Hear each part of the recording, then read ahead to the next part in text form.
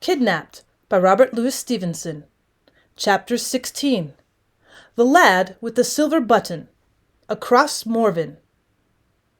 There is a regular ferry from Torosay to Kinlochline in the mainland.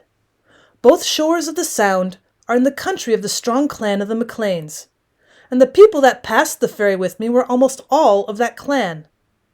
The skipper of the boat, on the other hand, was called Neil Roy MacRob, and since MacRob was one of the names of Alan's clansmen, and Alan himself had sent me to that ferry, I was eager to come to private speech of Neil Roy. In the crowded boat this was of course impossible, and the passage was a very slow affair. There was no wind, and as the boat was wretchedly equipped, we could pull but 2 oars on one side and 1 on the other.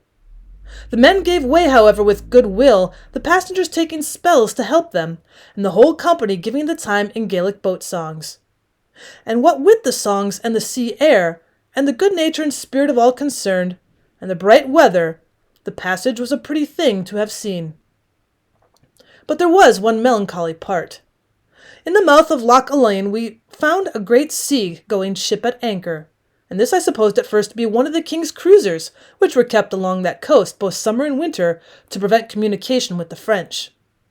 As we got a little nearer, it became plain she was a ship of merchandise, and what still more puzzled me, not only her decks, but the sea beach also were quite black with people, and skiffs were continually plying to and fro between them. Yet nearer, and there began to come to our ears a great sound of mourning, the people on board, and those on shore crying and lamenting to one another, so as to pierce the heart. Then I understood this was an emigrant ship bound for the American colonies.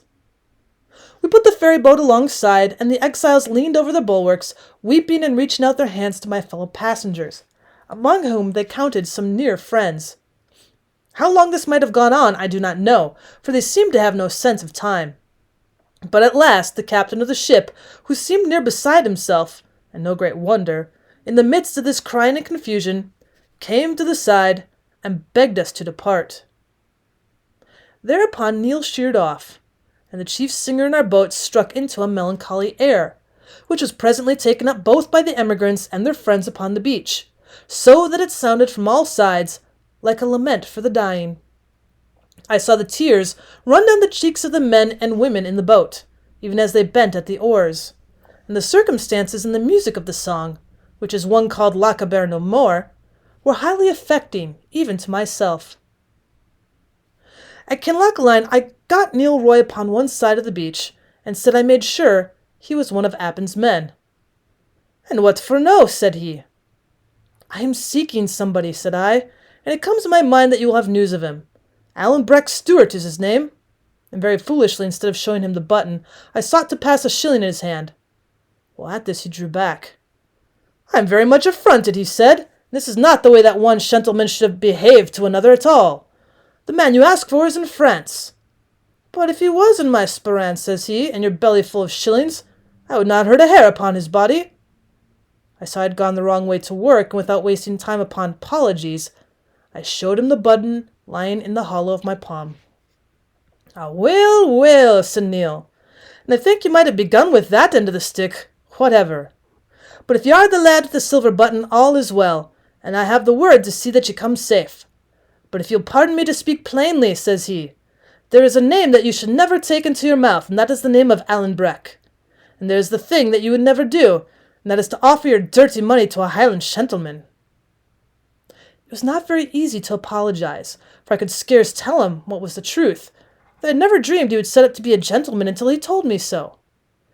Neil, on his part, had no wish to prolong his dealings with me, only to fulfill his orders and be done with it, and he made haste to give me my route. This was to lie the night in Kinlochline in the public inn, to cross Morven the next day to Ardgour, and lie the night in the house of one of John of Claymore, who was warned that I might come. The third day to be set across one loch at Corn and another at Balchulish, and then to ask my way to the house of James of the Glens at Aucherin in Duror of Appin. There was a good deal of ferrying, as you hear, the sea in all this part running deep into the mountains and winding about their roots. It makes the country strong to hold and difficult to travel, but full of prodigious wild and dreadful prospects. I had some other advice from Neil, to speak with no one by the way, to avoid wigs, Campbell's, and the Red Soldiers. To leave the road and lie in a bush if I saw any of the latter coming, for it was never chancy to meet in with them. And, in brief, to conduct myself like a robber or a Jacobite agent, as perhaps Neil thought me. The inn at Kinlochine was the most beggarly, vile place that ever pigs were stayed in, full of smoke, vermin, and silent Highlanders. I was not only discontented with my lodging, but with myself for my mismanagement of Neil, and thought I could hardly be worse off. But very wrongly, as I was soon to see, for I had not been a half an hour at the inn, standing in the door most of the time to ease my eyes from the peat smoke, when a thunderstorm came close by. The springs broke in a little hill on which the inn stood, and one end of the house became a running water. Places of public entertainment were bad enough all over Scotland in those days, yet it was a wonder to myself when I had to go from the fireside to the bed in which I slept, wading over the shoes. Early in my next day's journey, I overtook a little stout solemn man, walking very slowly with his toes turned out, sometimes reading in a book, sometimes marking the place with his finger, and dressed decently and plainly in something of a clerical style. This I found to be another catechist, but of a different order from the blind man of Mull, being indeed one of those sent out by the Edinburgh Society of Propagating Christian Knowledge, to evangelize the more savage places of the Highlands. His name was Henderland. He spoke with the broad south country tongue, which I was beginning to weary for the sound of. And besides common countryship, we soon found we had a more particular bond of interest. For my good friend, the minister of Essendine, had translated into the Gaelic in his by-time a number of hymns and pious books, which Henderland used in his work, and held in great esteem. Indeed, it was one of these he was carrying and reading when we met. We fell in company at once, our ways lying together as far as to Kinglerloch.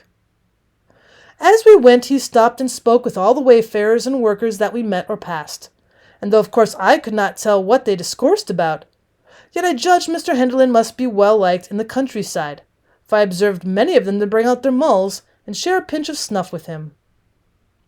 I told him as far in my affairs as I judged wise, as far, that is, as there were none of Allen's. I gave Ballachulish as the place I was travelling to meet a friend, for I thought Aughorn or even Durroor would be too particular, and might put him on the scent. On his part, he told me much of his work and the people he worked among, the hiding priests and Jacobites, the disarming act, the dress, and other curiosities of the time and place. He seemed moderate, blaming Parliament in several points, and especially because they had framed the act more severely against those who wore the dress than against those who carried weapons. This moderation put it in my mind to question him of the Red Fox and the Appin tenants, questions which I thought would seem natural enough in the mouth of one travelling to that country. He said it was a bad business. "It's wonderful," said he, "where the tenants find the money, for their life is mere starvation.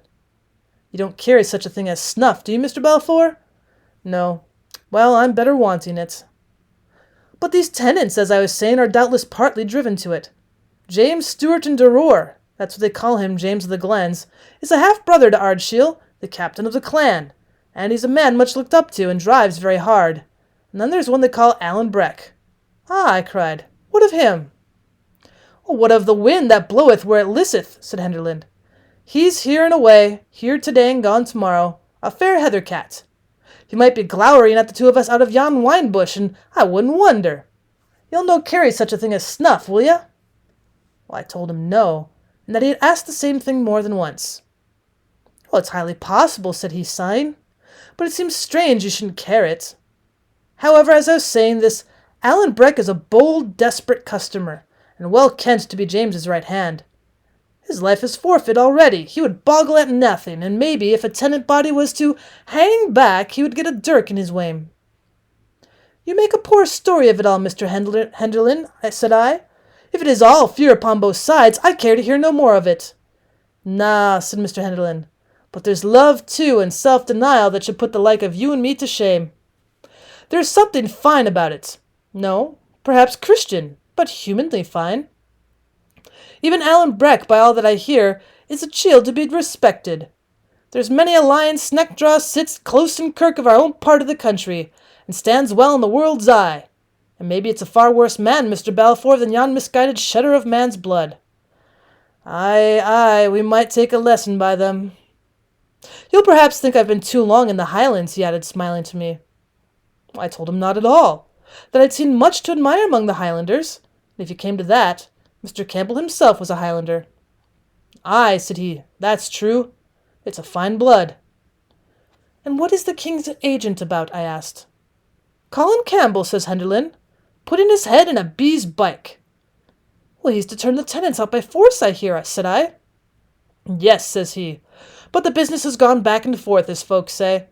First, James of the Glens rode to Edinburgh and got some lawyer, a steward no doubt. They all hang together like bats in a steeple, and had the proceedings stayed. And then Colin Campbell came in again and had the upper hand before the barons of Exeter. And now they tell me the first of the tenants are to flit tomorrow. It's to begin at Duror under James's very windows, which doesn't seem wise by my humble way of it. Well, do you think they'll fight? I asked. Well, says Henderland, they're disarmed, or supposed to be, for there's still a good deal of cold iron lying by in quiet places. And then Colin Campbell has the soldiers coming. But for all that, if I was his lady wife, I wouldn't be well pleased till I got him home again. They're queer customers, the Appin Stewarts. I asked if they were worse than their neighbours. No, they, said he, and that's the worst part of it.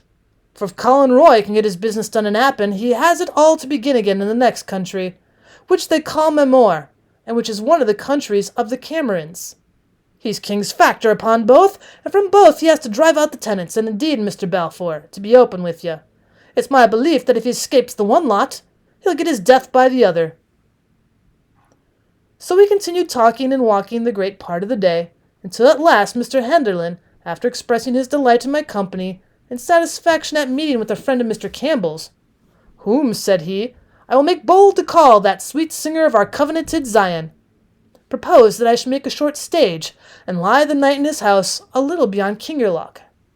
To say truth, I was overjoyed, for I had no great desire for John of the Claymore, and since my double misadventure first with the guide, and next with the gentleman skipper, I stood in some fear of any Highland stranger. Accordingly, we shook hands upon the bargain, and came in the afternoon to a small house, standing alone by the shore of the Linloch. The sun was already gone from the desert mountains of Ardgour upon the hither side, but shone upon those Appin on the farther. The loch lay as still as a lake. Only the gulls were crying round the sides of it, and the whole place seemed solemn and uncouth. We had no sooner come to the door of Mr. Henderland's dwelling than, to my great surprise, for I was now used to the politeness of Highlanders, he burst rudely past me, dashed into the room, caught up a jar and a small horn spoon, and began ladling snuff into his nose in most excessive quantities. Then he had a hearty fit of sneezing, and looked upon round me with a rather silly smile. Oh, it's a vow I took, says he, and a vow upon me that I would not carry it. Doubtless it's a great privation. But when I think upon the martyrs not only to the Scottish covenant, but to the other points of Christianity, I think shame to mind it. As soon as we'd eaten, and porridge and whey was the best of the good man's diet, he took a grave face and said he had a duty to perform by Mr. Campbell, and that was to inquire into my state of mind towards God. I was inclined to smile at him since the business of the snuff, but he had not spoken long before he brought the tears into my eyes. There are two things that men should never weary of: goodness and humility. We get none too much of them in this rough world among cold, proud people. But Mr. Henderland had their very speech upon his tongue, and though I was a good deal puffed up with my adventures and with having come off, as the saying is, with flying colours, yet he'd soon had me on my knees beside a simple, poor old man, and both proud and glad to be there.